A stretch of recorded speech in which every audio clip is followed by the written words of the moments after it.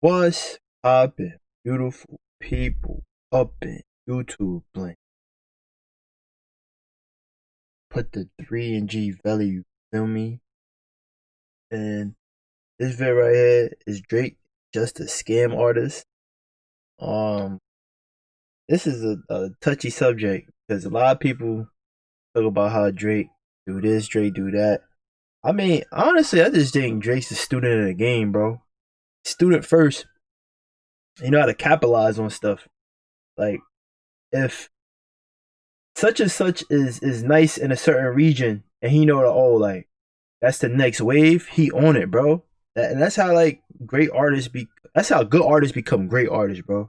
But let's see what homie talking about. I don't want to just ramble. I know it'd be told. All right, so within the past year, I think we've had 3 very distinct ways to blow up in this bizarre, ever-changing musical landscape. First, you make a catchy song that also becomes a massive meme. Yo,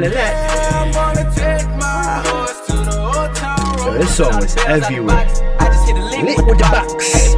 Second, you know, the old-fashioned way, you just make a great song that a lot of people like. There are obviously more than a few examples of this one.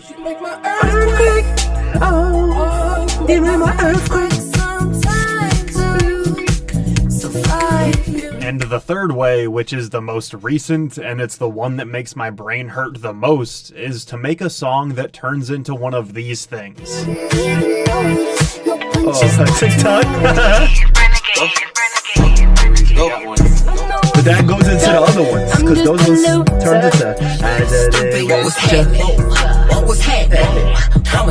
But it's interesting because, to my knowledge, most of these songs weren't made with the idea that they would become TikTok trends. They were semi-popular songs that some TikTok choreographer picked, but then they really blew up as the trend blew up. But do you want to know what it sounds like when somebody tries to make a TikTok trend song, aka somebody trying to manufacture success in a way that is comparable to... They create a dance, and they make it... Oh, okay, so you're talking about the slide... the what's that shit? Don't you wanna dance with me? Nah, I could dance like Michael J.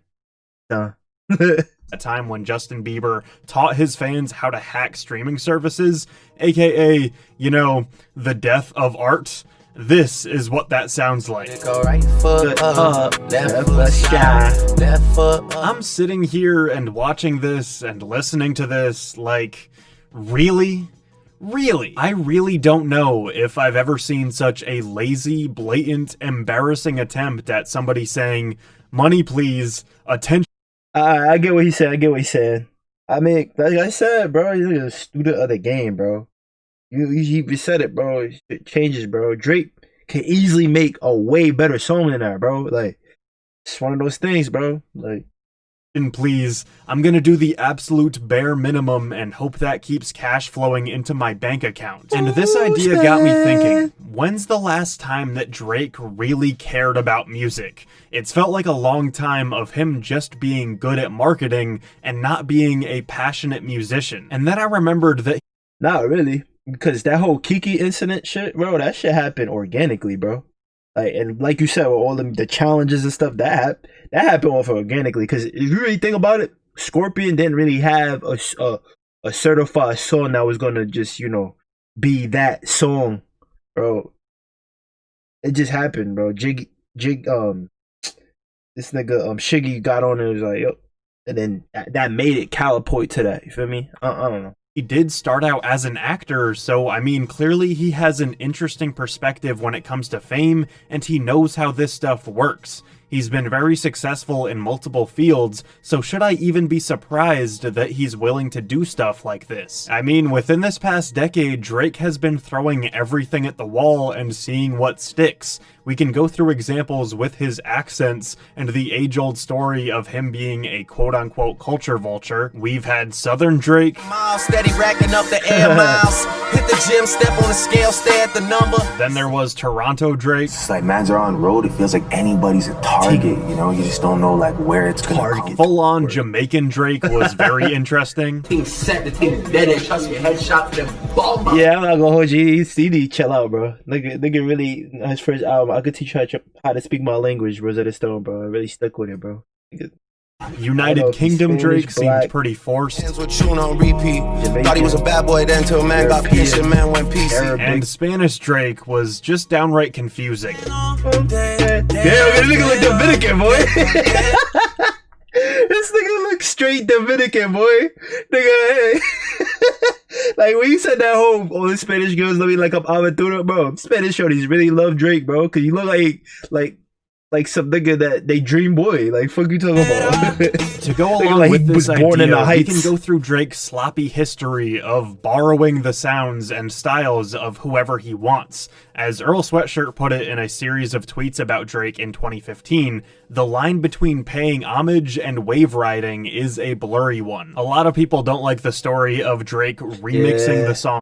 That was bad, bro. That was bad, bro. That Ryan Reynolds shit, bro. Like, Drake, you too talented to do that, bro.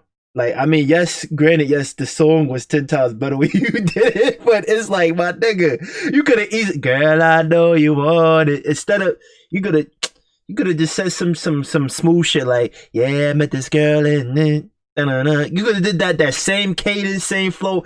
Did the remix with the homie, bro. More people would have been on homie, bro. That's all I'm saying, bro. This was one of the most lowest blows, bro. Sweeter Man by Ram Riddles without really giving the original musician any props. So you want it. Keep giving me licks. There was the time that Drum accused Drake of stealing the sound of Cha-Cha to make Hotline Bling, which is obviously one of... I could go back. I got carried away. This song is fire. There was the time that Drum accused Drake of stealing the sound of Cha-Cha to make Hotline Bling, which is obviously one of his biggest songs ever. I like the Cha-Cha. Funny thing, this all happened around the same time, too. That was crazy. Cause that summer, bro, Drake was just dropping random songs, like miscellaneous songs, bro. But in the end of the summer, this shit came out. You ready? You know what happened after that? I feel like we don't talk about it enough, but remember when Drake just flat out stole half a verse? Like, pretty much word for word? She got a buddy named SP12, and now you know the deal. She got a buddy named Young JB, and now you know the deal. We get freaky in the studio late night. That's why the beats that you hear coming real tight. We turned up in the studio late night. That's why the songs that you hear coming real. I ain't gonna hold you, Drake is the king of that, bro. Cause like a lot of niggas do that, but like Drake really bodies that, like just taking the whole flow, bro. Like a lot of fools put salt in the game to where these women get the notion that they running the game. A lot of fools putting salt in the game until these women get the notion that they running the game. Many people agree that Drake's most critically acclaimed album, Take Care, was pretty much copying the sounds of The Weeknd's trilogy. He hopped on the Migos wave when they were blowing up. Fetty Wap and My Way was a thing. There was Tuesday with McConan. Ooh. That joint album with Future came at a... Used that nigga McConan, bro. Nigga used him for one song, bro. Signed him for like a day. Damn. Jesus very Christ. Specific time, and so on. Obviously, some of these examples are much more negative than others. Drake stealing Hotline Bling from Drum and that blatant copyright infringement on Who Do You Love is terrible, and there's no way around it. But Drake seeing talented musicians blowing up, hopping on a remix, and making both parties more famous in the process, that's where it's up for debate. As Earl said, the line between paying homage and wave riding is a blurry one. Switching gears a little bit, sports Drake is something that seems a little bit less egregious because, I mean, if I had the money that he did, I would be going to a lot of sporting events too. But here's the thing. We've already talked about riding waves, and I think that there's a certain aspect of that coincides with loyalty.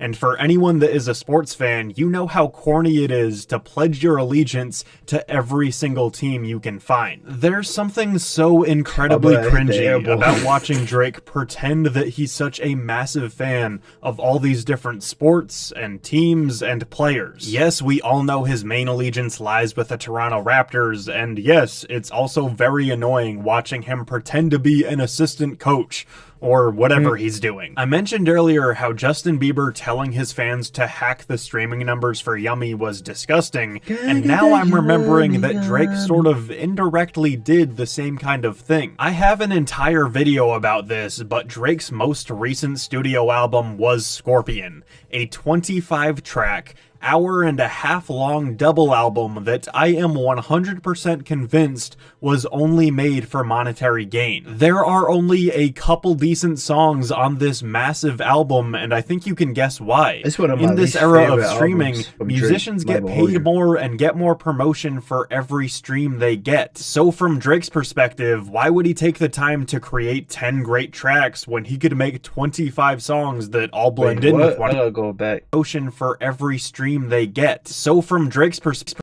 get paid more and I think you can guess why. In this era of streaming, musicians get paid more and get more promotion for every stream they get. So from Drake's perspective, why would he take the time to create 10 great tracks when he could make 25 songs that all I mean, I agree to disagree. At the end of the day, like, actually, nah. He got a point. I don't know, blend in bro. with one another? He's getting more Why bang would you for his wanna buck. oversaturate? All his stands are happy because Drake don't have to quantity do is that. probably more important than quality when they love anything and everything that this guy makes, and I could go on and on. If you see a musician put out an album this big and all of it sounds the same, this is probably what they're doing. And again, I'm trying to go back to one of my original questions. When's the last time Drake actually cared about the music and not about marketing himself to stay relevant while doing the bare minimum? Then I remembered what his last project was, and I think I started laughing out loud like a madman. Drake's last full-length release was a compilation of That's why he songs to dropped this. remind you how good his music used to be, which in the context of how we're approaching this video is hilarious. Think about all of this for a second. After blowing up and making a name for himself, Drake has spent the last decade switching up his accents and cultural identities to whatever was popular at a given time. He has blatantly stolen from musicians. He's been in this gray area of helping other musicians achieve fame, but also profiting off of them in the process. That He's Drake proven that stimulus riding package waves sound and seeking different, bro. attention is pretty easy in the sports world too. He's made albums that are purely for hacking streams and making money, disregarding Like, like you got Drake on your song, bro. You know he gonna body it, bro. You know he gonna make it yours. I mean his, but it's like, go look at my nigga. Go look at my nigga. Fuck you talking about, nigga? What you gonna get mad Drake out on your shit, bro? I'll be happy he get on my shit and not just say, oh, I'm gonna do a remix and not even say my name at all on the shit. art form of music entirely. His most recent project is a compilation of all the times when we actually remember him for being interesting, and his most recent single is him trying to create the next big TikTok trend. So with all of this in mind, I ask you this. Is Drake a genius marketer, or is he just a scam artist? I think that He's a genius specifically marketer, asking bro. hip-hop He's student fans of the this game, bro. question is fascinating. Rap fans are very, very passionate. Cause like we could easily say a culture vulture in a sense, but it's like, what you wanna like? Feel me? I wish I knew Arabic. You feel me? I wish I knew Spanish. You feel me?